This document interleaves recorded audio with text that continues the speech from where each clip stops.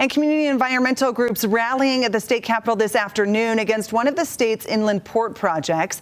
They're claiming that the Utah Inland Port Authority is planning on eliminating crucial wetland areas around the Great Salt Lake Basin with its future development plans. ABC4's Nate Larsen was at the rally and has both sides of the story this evening. Nate, we'll send it to you.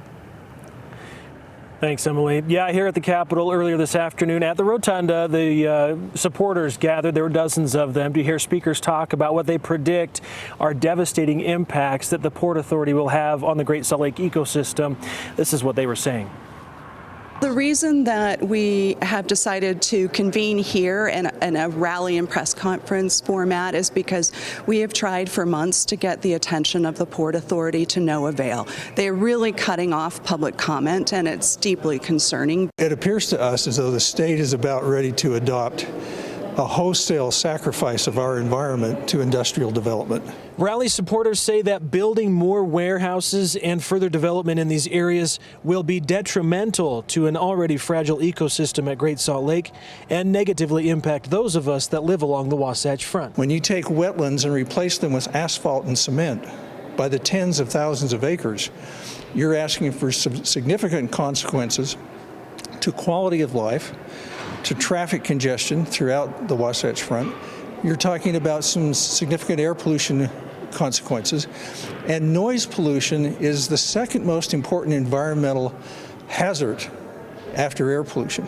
We realize that across the state of Utah, air quality is an issue. Economic growth are concerns in rural parts of the state. The wrong types of growth are a concern in certain parts of the state. So a lot of what fits within the mission of the port is how do we help Utah grow smarter? And it's not just along the Wasatch Front, but it's all across the state of Utah.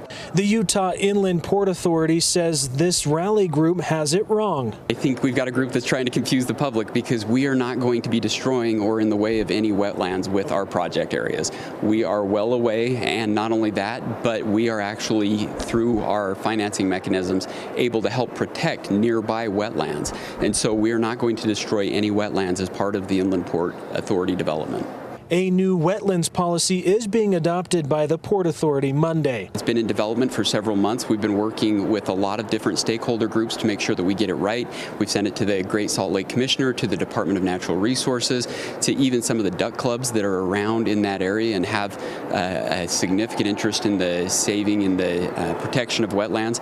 So we've done our diligence. The wetlands policy was open to public comment for 45 days before coming in front of the board today for a vote. We're really concerned with providing money back to protect wetlands and also save the Great Salt Lake. Within our policy, we can actually purchase water shares to feed back into the lake. Within our policy, we can actually contribute back and help expand the wetlands. So unfortunately, there are those who are trying to confuse the public. The reality is we are very invested in protecting the lake and the wetlands. All right, so lots of information to go over there. We'll have more information on our website under this story if you'd like to see the study that was released by the coalition group today, as well as if you want to find out more about Utah Inland Port Authority. We'll have those on abc4.com. Live at the Capitol, Nate Larsen, ABC4 News. All right, Nate, we thank you.